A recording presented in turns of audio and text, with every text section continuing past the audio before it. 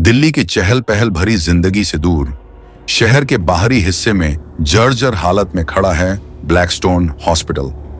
यह अस्पताल कभी राजधानी का सबसे बड़ा और मशहूर सरकारी अस्पताल हुआ करता था। यहाँ इलाज कराने देश भर से लोग आते थे, लेकिन कहते हैं कि जितना इलाज यहाँ हुआ उतना ही खून भी बहा। धीरे धीरे यह अस्पताल मौत और खौफ का दूसरा नाम बन गया। साल 1973 में इस अस्पताल में काम करती थी एक नर्स टेरेसा। वह बेहद ईमानदार, मेहनती और दयालु थी। मरीज उसे देवी कहते थे क्योंकि वह हर किसी की सेवा करती थी। लेकिन एक रात सब कुछ बदल गया। एक बड़े नेता का बेटा सड़क दुर्घटना में घायल होकर अस्पताल लाया गया। उस रात ड्यूटी पर मौजूद डॉक्टर नशे में धुत थे और उनकी गलती से ऑपरेशन टेबल पर नेता का बेटा मर गया। गुस्से से पागल नेता ने तुरंत अपने आदमियों को आदेश दिया कि पूरे स्टाफ को खत्म कर दो। सारे डॉक्टर भाग निकले, मगर टेरेसा बच नहीं पाई। उसे उसी ऑपरेशन थिएटर में कैद कर दिया गया और जिंदा जला दिया गया। जलते हुए उसने अंतिम सांस में चीखते हुए कहा, तुम सबको मौत की कीमत चुकानी होगी। यह अस्पताल अब खून मांगेगा और जो भी यहां कदम रखेगा जिंदा नहीं बचेगा। उसके बाद से धीरे धीरे अस्पताल में अजीब हादसे होने लगे। मरीज रहस्यमयी तरीके से गायब हो जाते, डॉक्टर खुदकुशी कर लेते और रात को गलियारों में औरत की चीखें सुनाई देती। कुछ ही सालों में ब्लैकस्टोन हॉस्पिटल को हमेशा के लिए बंद कर दिया गया। लेकिन 2024 में 4 दोस्तों ने तय किया कि वे इस अस्पताल में जाएंगे। उनके नाम थे आदित्य, रोहन, समीर और करण। चारों हॉरर वीडियो बनाकर यूट्यूब पर डालते थे और उन्हें ऐसी जगह की तलाश थी जहां आज तक कोई न गया हो। एक दिन उन्होंने एक बुजुर्ग सिक्योरिटी गार्ड से ब्लैकस्टोन हॉस्पिटल की कहानी सुनी। गार्ड ने कांपती आवाज में कहा, बेटा वहां मत जाना। रात को वहां जो भी गया वह कभी लौटकर नहीं आया। लेकिन दोस्तों ने हिम्मत दिखाई और कहा, यही तो हमारी सबसे बड़ी खोज होगी। उन्होंने तय कर लिया कि आज रात 12 बजे वे हॉस्पिटल जाएंगे और सब रिकॉर्ड करेंगे।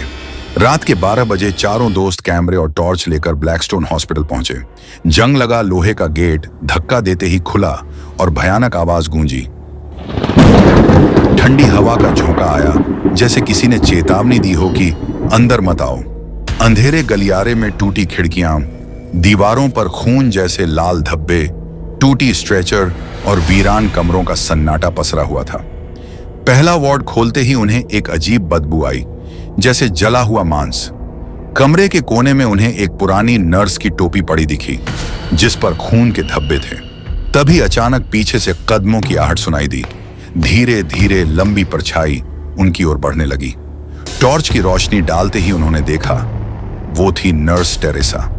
उसकी आंखें लाल अंगारों जैसी चमक रही थीं, चेहरा आधा जला हुआ था और मुंह से धुआं निकल रहा था। उसने ठंडी आवाज में कहा, तुम्हें यहां नहीं आना चाहिए था। अब तुम सब यहीं मरोगे। डर के मारे दोस्तों के पसीने छूट गए, लेकिन उन्होंने हार नहीं मानी और आगे बढ़े। वे पुराने ऑपरेशन थिएटर तक पहुंचे। जैसे ही दरवाजा खोला, कमरे के सारे बल्ब अपने आप जल उठे। टेबल पर खून से लिखा था, हेल्प। अचानक सैकड़ों चीखें गूंज उठीं, जैसे हर मरीज की आत्मा वहीं कैद हो। दरवाजा अपने आप बंद हो गया। करण दरवाजा खोलने की कोशिश करने लगा। तभी खून से सना हुआ एक हाथ बाहर से निकला और उसे पकड़ लिया। वह चिल्लाया, बचाओ!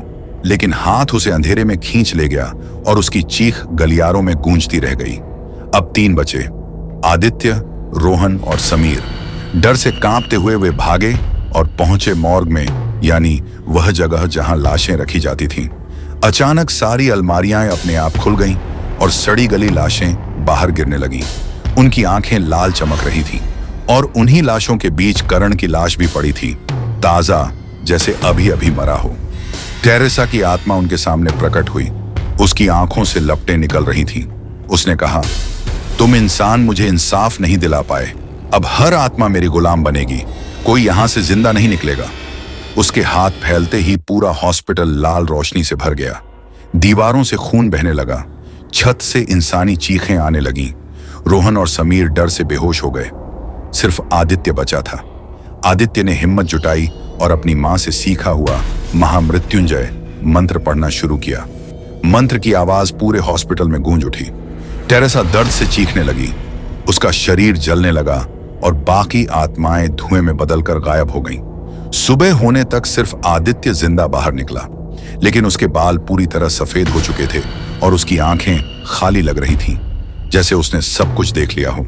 लोगों ने कहा कि आदित्य बच गया है, लेकिन एक हफ्ते बाद जब उसके घर वाले कमरे में गए तो दीवार पर खून से लिखा मिला, मैं वापस आ गई हूं, नर्स टेरेसा। और उस दिन के बाद आदित्य कभी दिखाई नहीं दिया। आज भी ब्लैकस्टोन हॉस्पिटल वीरान खड़ा है, कोई उसे गिराने की हिम्मत नहीं करता। रात को वहां से गुजरते वक्त लोग कहते हैं कि खिड़की से एक औरत झांकती है, उसकी लाल आंखें अंधेरे में चमकती हैं, और वो और कोई नहीं बल्कि नर्स टेरेसा है। इंसान का लालच उसे धीरे धीरे अंधेरे की ओर धकेल देता है। जब कोई इंसान पैसों और ताकत के नशे में अपने कर्तव्य और इंसानियत को भूल जाता है, तब उसके हाथों से निकली हर दुआ बद्दुआ में बदल जाती है। अस्पताल जैसी पवित्र जगह जहां जिंदगियां बचाई जाती हैं, वहां अगर मासूमों की जान पैसों के लिए छीनी जाए तो वह जगह मंदिर नहीं बल्कि कब्रिस्तान बन जाती है। यह कहानी हमें याद दिलाती है कि पाप चाहे कितनी भी गहराई में दबा हो, एक दिन वह सामने आता ही है, और जब सामने आता है तो अपने साथ विनाश भी लेकर आता है। डर हर किसी को लगता है, लेकिन असली ताकत उस इंसान में होती है जो अपने डर से भागता नहीं बल्कि उसका सामना करता है। टेरेसा और उसके दोस्तों ने यही साबित किया कि अंधेरा चाहे कितना भी गहरा क्यों ना हो, हिम्मत की एक छोटी सी लौ भी उसे मिटा सकती है। यह कहानी हमें यह भी सिखाती है कि हमें हर रहस्यमयी दरवाजे को खोलने की कोशिश नहीं करनी चाहिए, क्योंकि कुछ दरवाजे हमेशा बंद रहने के लिए होते हैं। सबसे बड़ी सीख यह है कि इंसानियत ही असली पूजा है। पैसा, शोहरत और ताकत कभी स्थायी नहीं होते, लेकिन अगर दिल में दया और सेवा का भाव है तो वही इंसान को अमर बना देता है। इस हॉस्पिटल के मालिक ने धन तो कमाया, लेकिन उसने इंसानियत खो दी, और नतीजा यह हुआ कि उसकी आत्मा भी चैन से सो न सकी। आखिरकार यह कहानी हमें यह बताती है कि अच्छाई और सच्चाई का रास्ता कठिन जरूर होता है, लेकिन वही स्थायी है। बुराई चाहे कितनी भी ताकतवर क्यों ना हो, अंत में उसे मिटना ही पड़ता है, और इंसानियत की रोशनी हमेशा अंधेरे पर जीत हासिल करती है। दोस्तों, यही थी आज की हॉरर कहानी। अगर आपको यह कहानी अच्छी लगी हो तो लाइक, कमेंट और सब्सक्राइब करना मत भूलना। फिर मिलते हैं अगली डरावनी और रहस्यमयी कहानी में।